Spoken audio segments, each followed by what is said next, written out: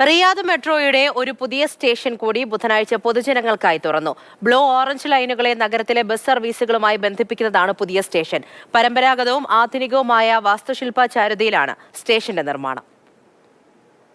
നഗരവികസനം ലക്ഷ്യമാക്കിയുള്ള മനോഹരമായ സൽമാനി വാസ്തുവിദ്യയുമായി റിയാദ് മെട്രോയിലെ ഒരു പുതിയ സ്റ്റേഷൻ ഇന്ന് രാവിലെ 6 മണിക്കാണ് പൊതുജനങ്ങൾക്കായി തുറന്നത്. റിയാദ് മെട്രോ ശൃംഖലയിലെ 4 പ്രധാന സ്റ്റേഷനുകളിൽ ഒന്നാണ് പുതിയ സ്റ്റേഷനായ ഖസർ അൽ ഹുക്കും എന്ന് റിയാദ് സിറ്റി റോയൽ കമ്മീഷൻ വിശേഷിപ്പിച്ചു. ബ്ലൂ ഓറഞ്ച് ലൈനുകളെ നഗരങ്ങളിലെ ബസ് സ്റ്റേഷനുകളുമായി ബന്ധിപ്പിക്കുന്നതാണ് ഇത്.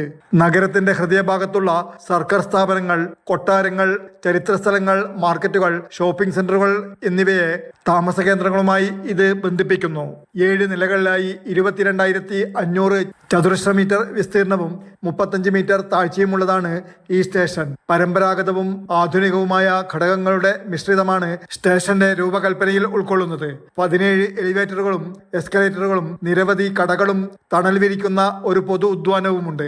കഴിഞ്ഞ ഡിസംബർ 1 മുതൽ ആരംഭിച്ച 85 സ്റ്റേഷനുകളുള്ള 6 പരസ്പരബന്ധിത ലൈനുകൾ ഉൾക്കൊള്ളുന്ന റിയാദ് മെട്രോയ്ക്ക് ഇതിനകം 18 ദശലക്ഷം യാത്രക്കാരെ സേവിക്കുവാനായതായി ഔദ്യോഗിക കണക്ക് പറയുന്നു. Jafar Ali Palakkode, Mathrubhumi news, Riyadh.